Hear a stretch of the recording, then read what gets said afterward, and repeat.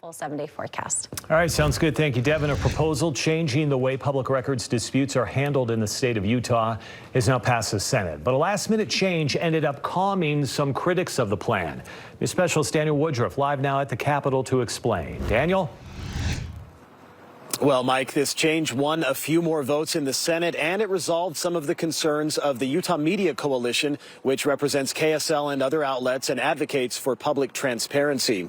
Senate Bill 277, as it's written now, would eliminate the 7-member State Records Committee and replace it with a single administrative judge to oversee appeals after public records requests are denied by the government. The bill's sponsor, Republican Senator Mike McKell, made a change to it, though, saying that administrative judge could only be fired by the governor for cause, not just for any reason. McKell says his bill will lead to resolving public records disputes in the state faster. And have that expertise. It's just not as efficient as having somebody that's there, dedicated, providing training with a law degree. I think in the end, you're going to find that it works. In a statement, a First Amendment attorney representing the Media Coalition said, quote, "We are pleased that the bill was amended to safeguard access to public records and ensure that citizens who appeal records denials will have a neutral and independent records appeal officer to hear their appeals." Now, Democrats and 2 Republicans in the Senate still voted against the bill today. It now moves to the House of Representatives for a vote. At the Capitol, Daniel Woodruff, live at 5. Daniel, thank you. Well, a new bill in the legislature with the record crowds, and a lawmaker tabled a bill to stop big companies from buying homes in Utah. We started out like 2 freight trains coming at each other. What he plans to do with the measure next. Utah and across the country.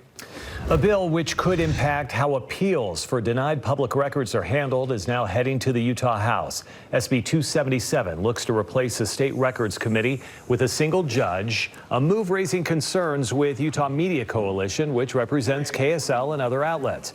But a change to the bill makes it so the governor can only fire that judge with cause has eased many of those concerns. The bill must still pass the House before then going to the governor's desk. Will the state hospital move from its current home in Provo? Well, state lawmakers say a bill that was being prepared to study that possibility will not move forward this session. The hospital has sat in East Provo since 1885, serving patients with severe mental illnesses. Last year, KSL reported on a developer's plan for the site, which included building hotels, restaurants, housing, even a ski resort. But State Senator Mike McKell says because Provo City has not yet weighed in on this issue, he does not want to look at the possibility of moving the hospital right now. I represent parts of Provo. I represent big parts of Utah County. I want to be responsive to my constituents, but I don't want to lead the charge as a legislature. If this is a local issue, it needs to be a local issue. Utah County Commission recently passed a resolution supporting a study on whether to move the state hospital. A state lawmaker is abandoning a bill that would have prohibited big companies from buying single-family homes in Utah.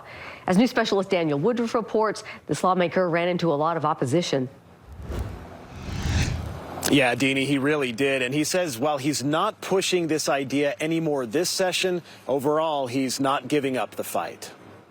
I had no misunderstandings that this would be a very difficult task. That may be an understatement. Representative Tyler Clancy wanted to prevent big companies known as institutional investors from buying homes in Utah, even though experts say those investors account for less than 3% of the state's single-family rental stock. There's a lot of grassroots support for this. But Clancy ran into opposition from a number of groups. We started out like 2 freight trains coming at each other. Now he says his House Bill 151 will not move forward this session. A similar bill also failed to advance this week that would have put new rules around home sales in Salt Lake County to discourage investors from buying them. Both bills are very well intentioned. But Ross Ford with the Utah Home Builders Association says they posed problems. To have someone come in and say, we're going to control how a sale goes, we're going to try and control the private market with government forces, generally doesn't work well. Ford also maintains the bills would not have reduced the cost of housing. The statewide median price for a home in Utah is around $500,000. But we need to be more precise maybe in our approach, and they felt that my approach was a little too aggressive for their liking. So we'll see what happens in the future on this. Now, home prices do remain very high here in Utah, but it's not as frenzied a market as we've seen in the past. Right now, houses in the state are lasting about 54 days on average before they sell. Back to you. All right, Daniel, thank you for keeping us up to date on the legislature. Utah's eviction rate remains relatively low right now.